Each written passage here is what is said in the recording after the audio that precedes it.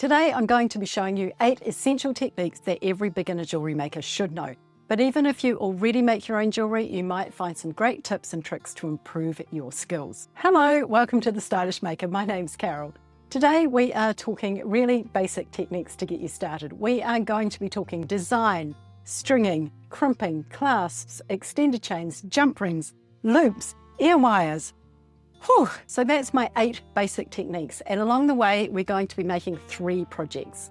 I'm making a necklace, a bracelet and some earrings. I'll talk you through all the materials you need as well as the tools that you need. Let's start by looking at the tools I'll be using. To make these projects you will need 4 tools. You will need a pair of round nose pliers, you will need 2 pairs of chain nose pliers. So the chain nose pliers, make sure that they have a flat interior here. You do not want the ones that you get from the hardware store that have a serrated edge inside. You want them to be nice and flat. And I have 2 different pairs here. I will link these below. And I also have a pair of flush cutters here. These are a Xuron flush cutter. These are my favorite, but I'll link you a pair of less expensive ones as well if you're just starting out. So those are all the tools that you need to make these projects. First, we're going to make the necklace. So let's have a look at the materials that you need to make that. Now I've already strung up my beads here just so that you didn't have to watch me do that, but I'll talk you through what I've done and I'll also talk you through what else I am using. I'm also going to be using a bead board for laying out my necklace. Now this isn't essential, but it does make life a lot easier. It has measurements in both centimeters and inches, and that makes life so much easier when you're trying to get your necklace the right length. It's also got a flock finish, so your beads don't slide around on it. I'm going to be using 2 of these bead stoppers. Now a bead stopper is a spring that has handles on it, and you squeeze it and you pop your wire on there and nothing falls off. I'm using 2 of them, one on each end of my wire, but you could use 1 or you don't even need to use them at all. It just stops your beads falling off. Yesterday when I was preparing this, I went over to the mirror and I dropped my necklace and I didn't have bead stoppers on and the beads went all over the floor, so I had to start my design process again. So they're quite a good inclusion in your toolbox. You're going to be needing some beads. Now I used exclusively Jessie James beads except for the beaded rondelles or daisy spacer beads. That is this one here. And these are a good filler bead and it just allows some accent of silver throughout my necklace. I used this beautiful focal bead from Jessie James. It's absolutely stunning and it is quite a large piece. And I'll talk to you about how to work that in a minute. I also used another bead strand which had these white, grey and these pink beads on it, and the rest of the beads came from this Jessie James pack, which is a Market Fresh mini mix. The colours are Baby Blanket. That's what's left of my pack. As you can see, it contains beautiful white, blue, gold, silver clear, and obviously pink, and it had some yellow in it as well. Other materials I have, I've got 2 tiny wee crimp tubes here. Now a crimp tube is basically a tiny wee tube. This is a 2mm crimp tube. I have a little charm. This came in the Baby Blanket pack. I'm going to put that on the end of my extender chain just to make it a little pretty. I've got 2 different size jump rings. I have a 4mm one and this is a 6mm one, and it is soldered closed. You'll understand more about that as we go through. This one is a piece of chain. It's about 5 centimeters long, and I have a lobster clasp as well. And I've strung my beads onto a piece of tiger tail. It is a very strong beading wire. It is made of 19 strands of very fine wire that have been spun together and covered with a nylon coating. So it's very strong, but your beads slip nicely on it.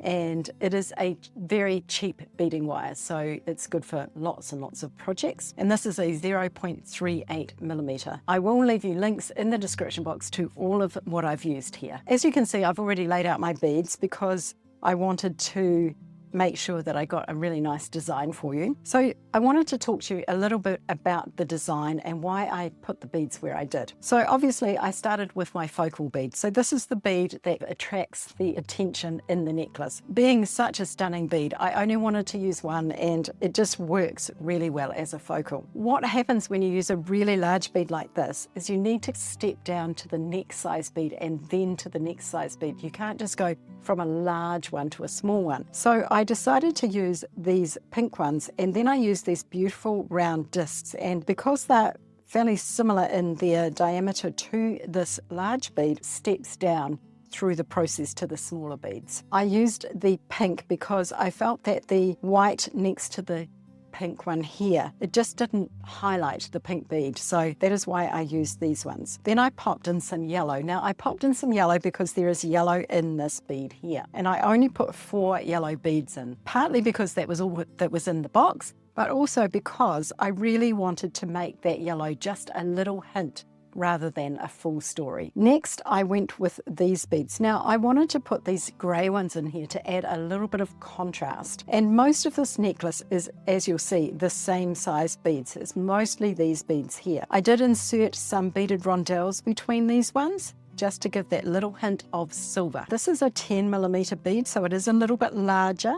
It is just a little shade of pink. It's mostly transparent, but it does have a little bit of pink in it, so it married in with the rest of the beads. And then I popped in my next yellow one. And this one here was also in the pack. It is faceted, so it's got that nice cut look to it.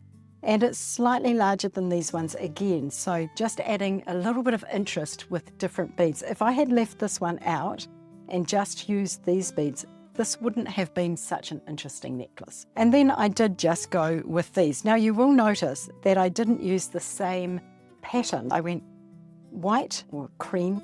I don't know what colour it is. It's a creamy grey colour. We'll call it white.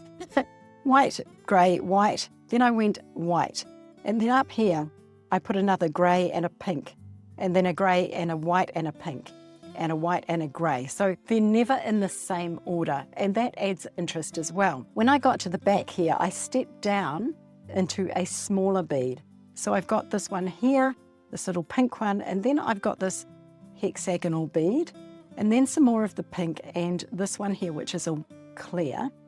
And at the back here, I just added another couple of the beaded rondelles just to tie in the fact that I'd used them at the front. So this necklace is going to be 42 centimetres because it's 21 on either side. Now generally I like my necklaces to be between 43 and 46 centimetres. So my clasp will take up about 1 centimetre, which will make it about a 43 centimetre necklace. But I'm adding an extender because when I wear turtlenecks or something like that, I like to have my necklace longer. I also might like to wear it on the outside of my shirt, for example, if I do it my top button. So I always like to try and add an extender to my necklaces. If I don't add an extender, I have a little trick to add an extender chain, what I call an external extender chain. So I'll leave you a link for that video down in the description boxes as well. With this wire, you don't need a needle. It's strong enough that you can just pop it through the hole in your beads, so you don't need to worry about that. Now, obviously, you just string your beads on. I like to start at the center and string outwards, but that's just a personal preference. You could string from the side as well. Now I'm going to take my necklace off my design board and I'm going to show you how to attach your clasp and crimp and all of that sort of thing. Before we do that though, what we need to do is check that we have the beads the same on either side, because it's really easy when you're designing a necklace to put them one way on one side and a different way on the other side. And that's fine if that's what you intended. That's not what I intended with this necklace, so we need to make sure that we check. So what I do is I hold my necklace up here with the 2 pieces of wire together, and then I pull the focal down, and that allows me to go through and check that every bead is in the right place. So as you can see, it's all perfectly strung, so all my beads are in the same place on both sides, so that's a good thing. The first thing we're going to do is add a jump ring to our clasp. I'm taking my 2 pairs of chain nose pliers and I'm going to take my jump ring on the side with one pair and on the other side with the other. Now the split is away from me. And I'm going to turn my hand down. So all I did there is twist my hand like that. And then I'm going to pop on my clasp.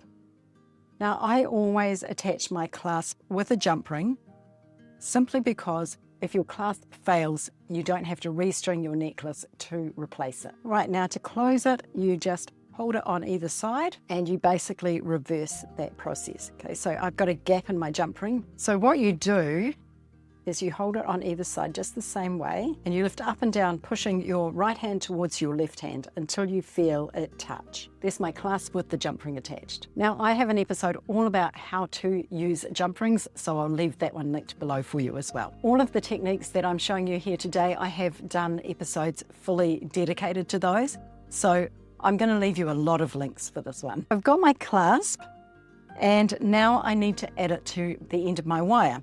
So I'm going to take my bead stopper off and I'm going to pop on a crimp tube. I like to go fishing for my crimp tube. I like to put it down on my mat and thread my wire through it. It's much easier than holding it in your hand trying to poke your wire through. In my opinion, it is anyway. And then I'm going to put on the jump ring that I just attached to my clasp.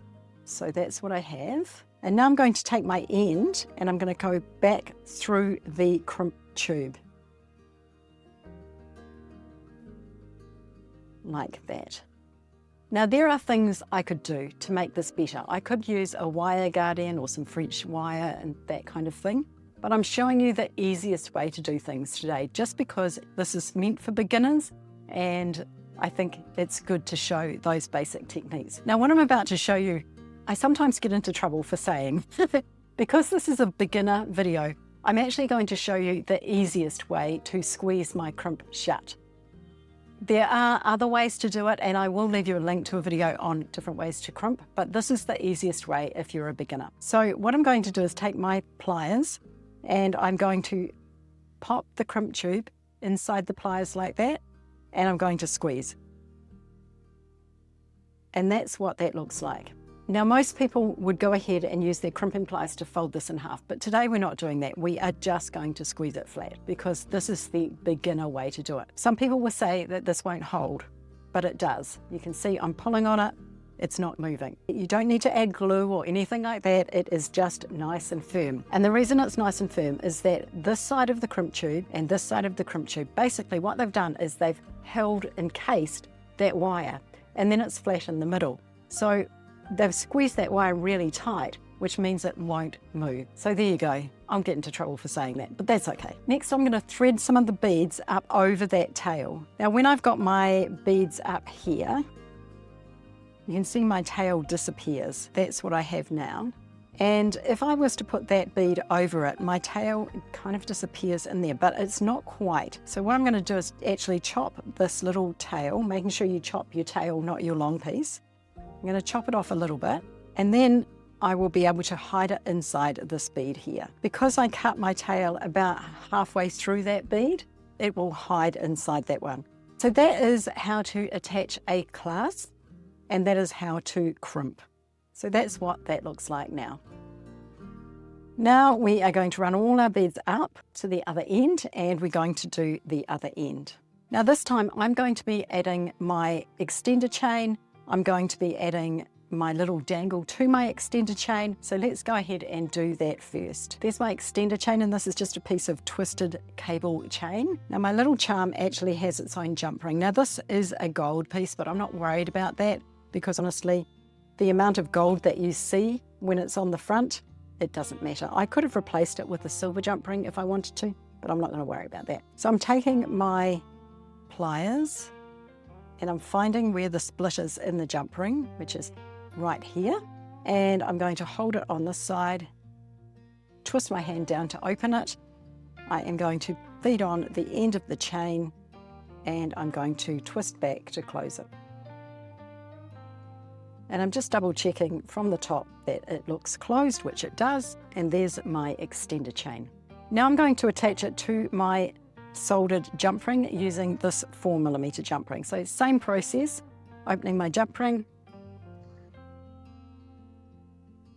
Now you could use a 6mm jump ring for this. If you're a beginner and you're finding these 4mm ones hard to work with, a 6mm jump ring will be fine. Then I'm going to put on this end of my chain and my soldered jump ring, and then I'm going to close up my jump ring, and I need to wiggle it backwards and forwards, pushing one plier towards the other just to get it closed properly. So there's my extender. It's got this little charm on the bottom. Don't need a charm, you could use a teardrop dangle, or you don't need to do anything. So that is my extender. So I need to put it onto the other end of my necklace, and I'm going to do that in the same way. So taking off my bead stopper and fishing for my crimp tube.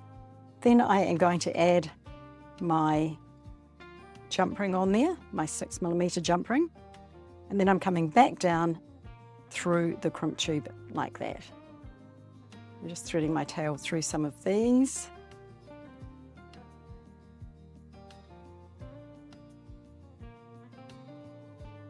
Sometimes when your crimp tube is too high, what you need to do is pull your crimp tube down and then pull again. If you're having trouble, you can hold this little loop here with your pliers. Now you don't want to pull it up too tight because you don't want your necklace to be stiff, but you don't want any gaps in your beads either. So it's a matter of learning what works. So you can see there my necklace is still moving quite freely and I don't have any gaps. Just lay it down and we'll double check before we cut off that end. I feel like it needs to come up a little bit more. I can see I've got a little gap here.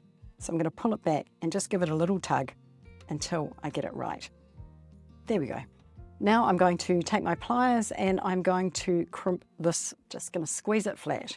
I always check my crimp tubes to make sure that they are holding nicely. Next, we're going to cut off our end. And I like to bend my necklace kind of back on itself. That way you can get in here nice and close. And using these nice fine tip cutters allows you to get right in there and cut off your wire. And now what happens is this little bead will slide down a little bit and it will hide that tail. So there's my necklace with its extender. And obviously you can use the extender to do up your clasp anywhere along there and make your necklace longer. Now I will put these on at the end of this video, so I will show you what it looks like on. In the meantime, if you're interested in making the jewelry that I'm wearing today, I am wearing some Christmas earrings. These are my Christmas star earrings, and I'm also wearing my ugly sweater bracelet. I'm also wearing a vintage brooch that was my mum's. And you'll see in 2026, vintage brooches and vintage anything actually is going to be huge. So I'll leave you links to those tutorials in the description box below. If you're interested in making the t-shirt I'm wearing, I will leave you a link to the video on how to make the t-shirt and how to embellish it as well. That's project number 1, and we have already covered a lot of topics. We have covered design, we have covered stringing, we've covered crimping, adding a clasp, we've covered using an extender chain, and also opening and closing jump rings. So that's 6 techniques we've already done in one project. Now let's move on to our bracelet, and I'm going to show you how to make loops. The most important thing when you're making loops is to use the right wire.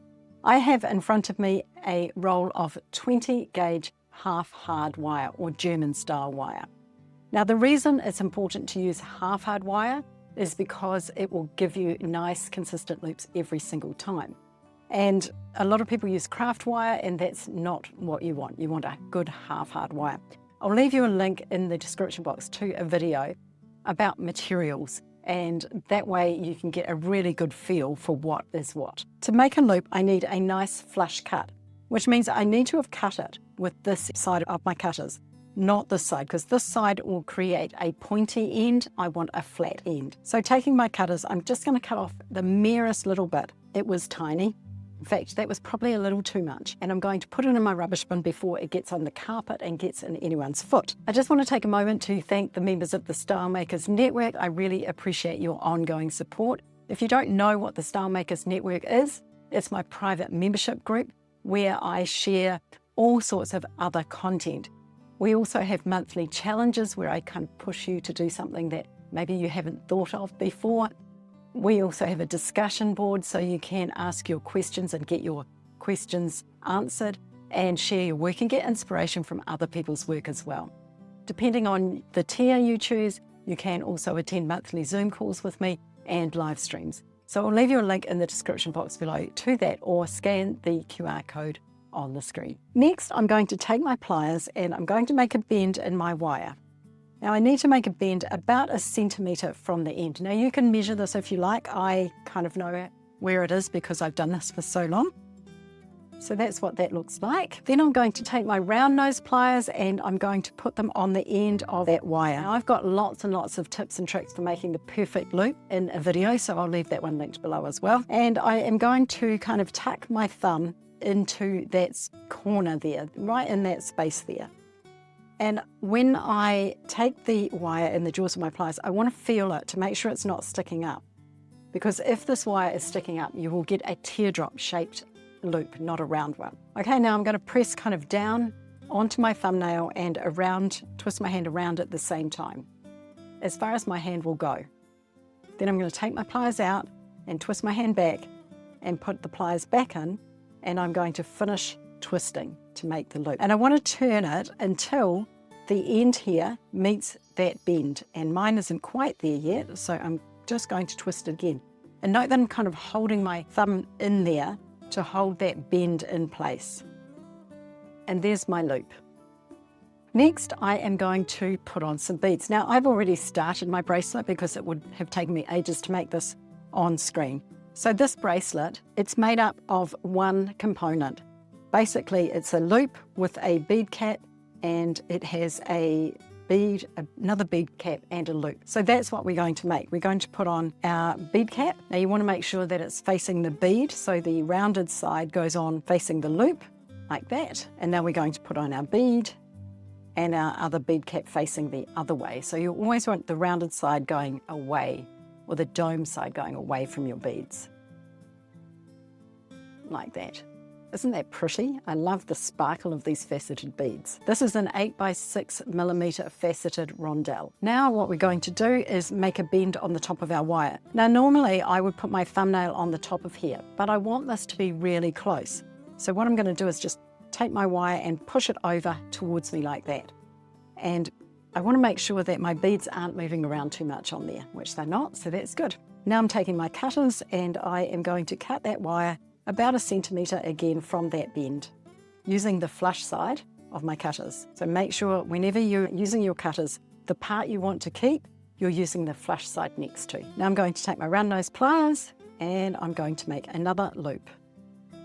And I've got lots of tips and tricks in that other video on how to get your loops the same size and all sorts of things, how to troubleshoot when they go wrong, because they invariably do.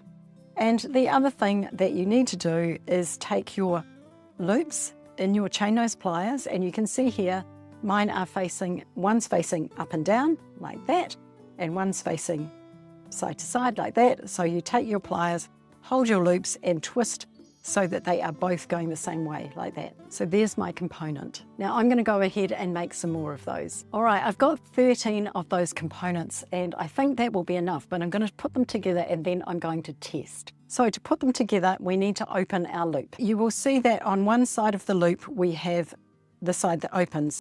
For me, it's this side here on this side. So what I'm going to do is put my pliers on that side of the loop. And I want to hold it like that, not like this, because if I do that, what I run the risk of doing is bending my loop out of shape. So I want to hold it like that. And then what I do is I just move my hand down.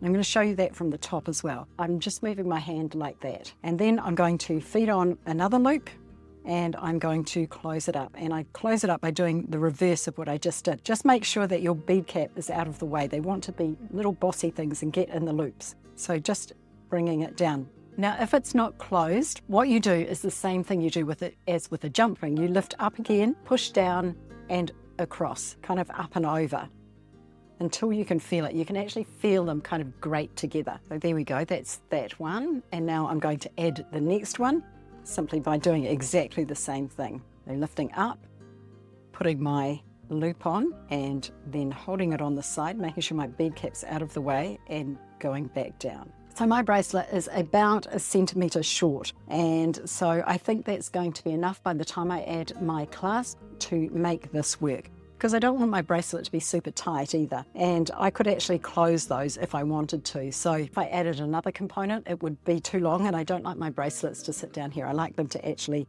sit at the top of my wrist. So I'm going to go ahead and add my clasp. I'm going to add my jump ring to my clasp first, just like I did before. Now the reason I'm using a jump ring and not putting it straight into the loop is because it will sit better if I use a jump ring. If I was to open my loop and put my clasp on, it won't sit as nicely. It also adds a little bit of length. If you wanted more length, you can use a 6mm jump ring, which will add a couple of more millimeters. So I'm going to open my jump ring and put my clasp on, and then I'm going to feed on the end loop of my bracelet, and I am going to close up my my jump ring. It's not closing, so I'm just wiggling up and down and pushing towards my left hand. I just want to double check that it's closed. That's what that looks like. Now I was going to use a toggle clasp for this. This is a toggle clasp, and it works by this end going through. I didn't have one the right size, because if I'd used this one, it would have absolutely overpowered the bracelet. This is a really fine, dainty bracelet, and it would have looked silly. So that's something to think about as well, is balancing everything out, balancing your clasp and your findings, jump rings and ear hooks and clasps and all that sort of thing with your piece. So you want to make sure there's balance. Now I didn't have a small enough one, so I'm just going with a lobster clasp. All right, the other end, I am going to add my soldered jump ring. Now a quick word on why I'm using a soldered jump ring. You don't have to, you can use a standard jump ring. I just find that a soldered jump ring works better to make everything stay together. Sometimes if you don't quite do your jump ring up properly, it can fall off. So a soldered jump ring shouldn't do that. Of course, assuming that you do up your other jump ring that's attaching it properly. I am going to be using a 4mm jump ring for this one as well to attach it, simply because, same reason, it will sit better and it will add a little bit of length. So taking my 4mm jump ring and opening it and popping on the end of my bracelet and my jump ring, and then I'm going to close it. Now this is a stainless steel jump ring, so it's not silver plated. I didn't have a silver plated one, but I think it works okay. It doesn't look hideously out of place. I'm just closing up my jump ring till I can feel it grate together, double checking. There we go, so that's what that looks like, and let's do it up. And I will model this one for you at the end as well. There we go. Remember, of course, if you're enjoying this one, to hit that subscribe button. I've got my Trends for 2026 video coming up, so make sure you subscribe so that you don't miss that one.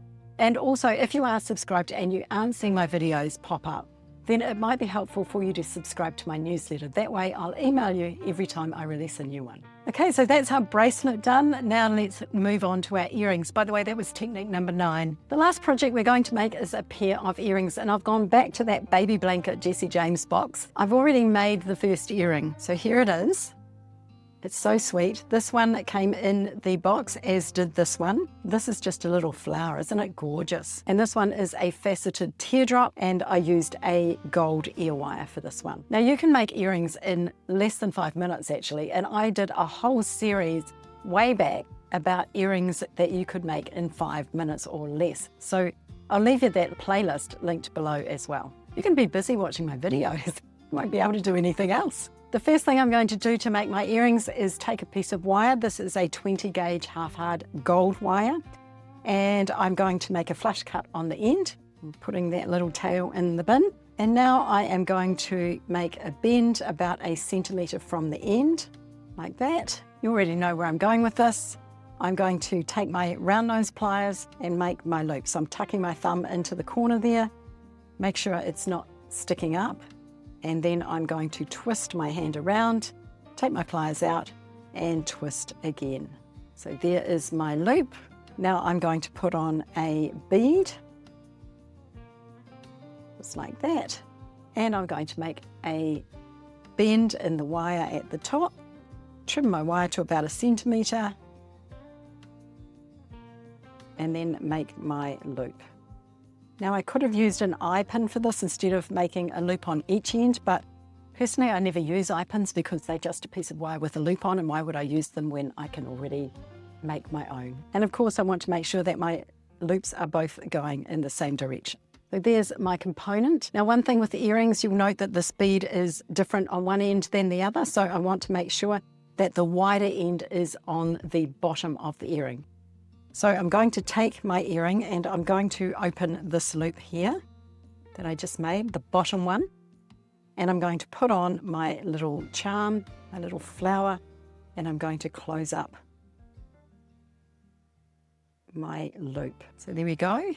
Now all that's left to do is the last technique, which is adding an ear wire. This is a standard twist ear wire, which means it has this little spring thing here. You can buy all sorts of ear wires in all shapes and sizes, but this is a fairly standard one. And this one, the loop at the bottom opens on this side. So I'm taking my pliers and I'm just holding it on the side and holding the ear wire between my thumb and my forefinger, so supporting it really well so I don't pull it out of shape. And then I'm going to twist my hand down, just like with any other loop, and I'm going to feed on my little component there, and I am going to close up my loop just like I did before. A pair of earrings in less than 5 minutes. So let me show you all of this jewelry on. Here are my earrings. They are super pretty. I absolutely love them. I think they're very dainty. I love these little flowers. They are very cute.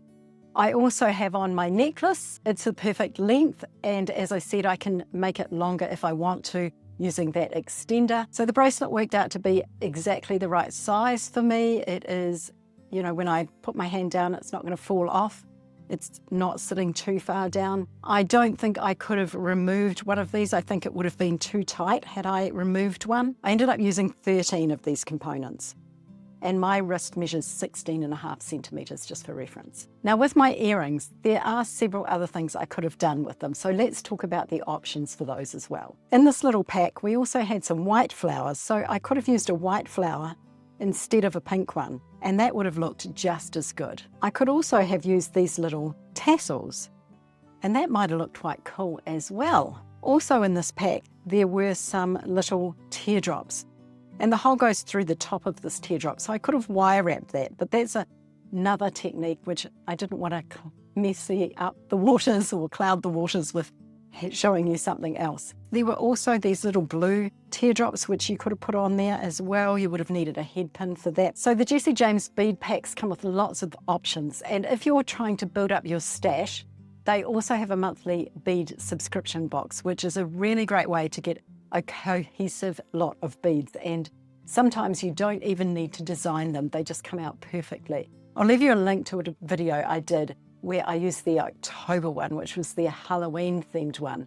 And some of those pieces were really, really great. I think I made 6 projects out of one box. So there you have it, 3 projects and 8 techniques. And if you take into consideration, I showed you a couple of variations of those earrings, that's 5 projects. Thank you so much for watching today. Have a wonderful day, and I will see you again soon.